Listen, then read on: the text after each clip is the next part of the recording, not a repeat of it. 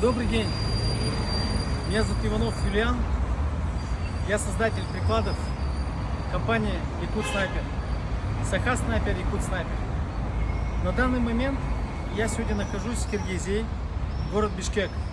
И сегодня в городе мне встретилось это дерево, которое мы собираем его на плантациях и получаем его из отборных пиломатериалов методом сушки. Именно вот такие вот чудесные наши приклады. Почему мы остановились на этом дереве? Потому что это дерево обладает уникальными свойствами, очень красивым текстурным природным рисунком. Видите, вот у него есть такие очень хорошие текстуры. И стрелкам, охотникам, хотелось бы, чтобы приклад был более-менее эстетичен.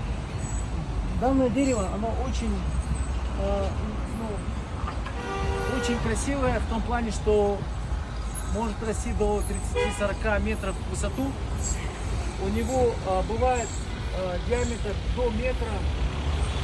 Почему мы остановились на этой древесине карагач? Потому что оно является более плотным, то есть менее колким и более плотным. То есть плотность измеряется за счет того, что если взять на каток, царапнуть, вот я царапаю, то нету никаких следов. Видите, вот сильно нажимаю на катком и практически нет никаких следов. Это дерево, оно помогает нам встраивать его в оружие, которое требует очень много деформации, напряжения, и дерево должно выдержать. Обычно бывает, что деревянные приклады, они трескаются. И сегодня я хочу на этой земле, имея одну реальность с киргизами, у нас в Якутии есть такой чудесный напиток, называется кумыс.